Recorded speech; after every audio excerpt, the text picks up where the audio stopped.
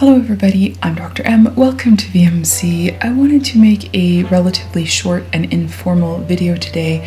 I know that the channel has been completely silent for a number of weeks now, and as I had alluded in my last social media posts, my dog has been going through some medical issues. It started with her being restless overnight. She couldn't really settle and she was kind of panting and she was just kind of off.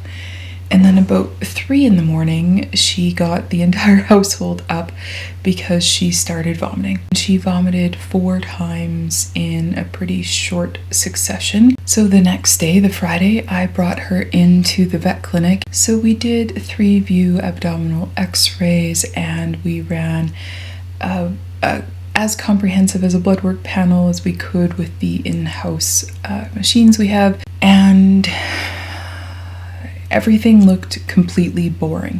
I started her on some pain management medication to help coat the GI tract and settle down any irritation or if there was any ulceration.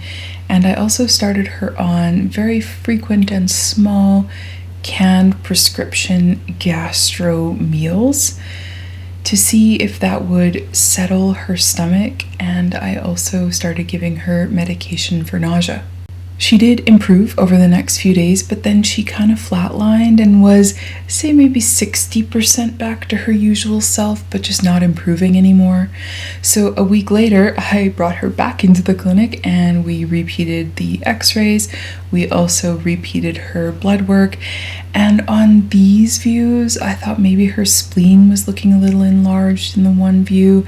And because there still wasn't an obvious answer, but she wasn't improving with kind of the symptomatic management, I started contacting some internal medicine specialist friends. She was still having some cranial abdominal pain. Her fever had resolved. Her appetite was somewhat better. With the medications, she was no longer vomiting, but she would still have these upper GI symptoms. So she would sit up if she had been laying down and she would pant, whether that was pain or nausea or both. She would have some licking of her lips. She would occasionally be burping and just symptoms that were very abnormal. Not severely ill or unstable, but also not improving. So about a week after this, I brought her to a larger city that has specialty veterinary clinics. Where I live, there aren't any in town, so a couple hours drive. Adelaide ended up having an abdominal CT. This also looked pretty boring, which was a relief. And because of that, we also did an upper GI endoscopy. So we took a small camera, went down her throat, and we looked at her small intestine, her stomach, and her esophagus. In her stomach, we found a grass awn that was embedded in her stomach wall, along with some other grass material that was stuck in there. We also found an ulcerated, thickened area that may or may not be a mass. And in her esophagus, she had some irritation, the equivalent of what a human might call heartburn if they were experiencing it. So she was having some acid reflux from her stomach up into her esophagus that was causing some damage to the tissues there. So we took a number of biopsies from her small intestine and from her stomach, and we sent those all away for a histopath.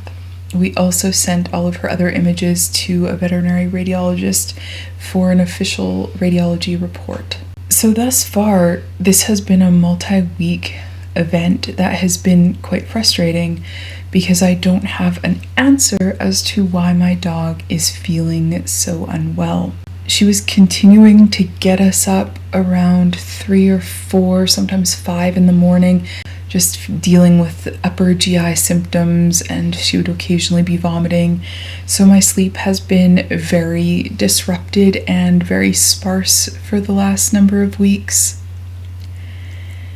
This gives me such a poignant, empathetic reminder about how stressful it can be to have an animal in your home that isn't feeling well, and how much work and effort it is to go about giving all the meds they need at the time they need and keeping everything straight and not forgetting it. I've had to write out multiple medication schedules for my partner because things have changed quite often as we've been ruling different possibilities in and out. This has also been a very good reminder of how sometimes you can get results that don't give you an answer.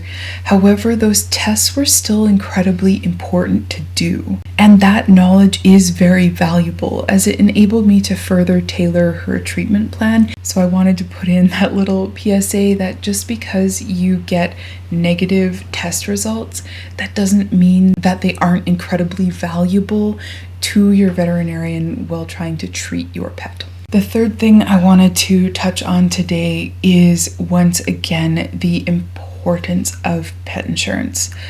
I obviously don't charge myself for the physical exams I do and for anything else I do caring for my own pets.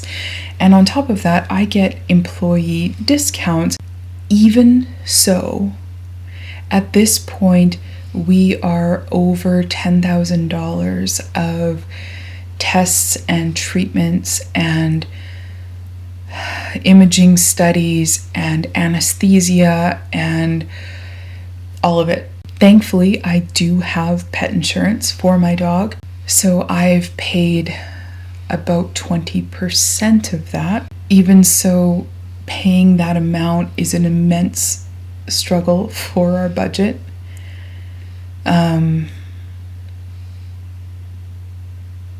Yeah, that's been part of the reason that there haven't been videos, because I can't afford having somebody edit them for me, and I have not had the energy or the time to try to do them myself. Sorry, it's been a very stressful, challenging number of weeks over here. My dog's concerns are only part of the picture, but it's certainly been a cherry on the cake. Oh, you thought that was funny too. Thankfully, I have worked with my dog so much on a number of cooperative care things that have saved our butts more than once. As far as blood draws go, with her twice yearly blood work panels, I would always just bring tubes home and I can just draw her blood myself at home. I don't need a second pair of hands. This has become so useful with the number of times we've run all sorts of blood work panels on her. And it's also been helpful for when she's had IV catheters placed. Also, incredibly importantly, I have taught her to take medication on cue. I'll link that video in the video description because I talk about the steps for how to teach this using the PREMAC principle. Her appetite has been decreased, she's been feeling crummy, and she has had so many medications that she's needed to take: liquids, capsules, tablets. Some of them don't taste very good, but because of that learning history and her knowing how to take medications, at least that part has been so simple and easy, and I'm so grateful for that, because trying to shove meds into a dog who's not feeling well and who doesn't have any appetite is not easy, and it's not fun, and that would have ruined some of our relationship having to do that for weeks on end. We did get the histopath report back just a few days ago. She has a very high number of Helicobacter, which is a type of bacteria. She also has a high number of a bunch of other types of bacteria. Other than that, in her stomach, the pathologist is calling it like unspecified inflammation, which could be secondary to a bunch of things. I'm hoping that she had some mechanical trauma from the grass that she had swallowed, and that maybe that was bouncing around in her stomach, causing trauma to her stomach wall and irritation, and that enabled a secondary opportunistic infection to occur. But to be frank, I don't know. And the concern with endoscopic biopsies is that they are not full thickness. So you're using a tiny little kind of pincher through the endoscope, and you grab a little piece of tissue to take as your sample, but they are very small. So because they're not full thickness biopsies, there is a possibility that we're missing something. Her spleen is enlarged, and the pathologist is saying that there are a very high number of reactive white blood cells in her spleen. And again, this is a frustratingly unspecific finding. This could be secondary to infection, but it could also be secondary to things like different types of cancers.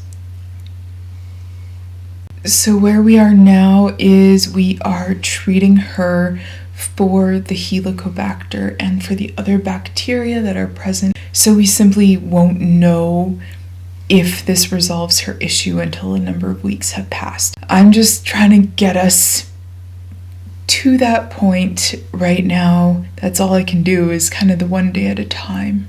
So I will try to get some videos edited here and there as I can, but currently zero promises on when that happens. If you have appreciated VetMed Corner and would like to help, I do have a Buy Me a Coffee that's linked in the video description.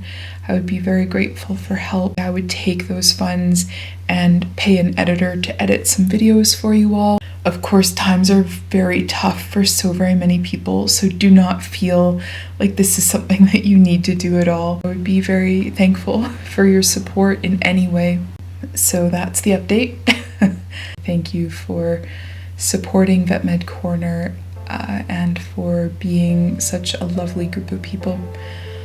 I'll see you when I'm able to get a video up. All right, you take care. Bye-bye.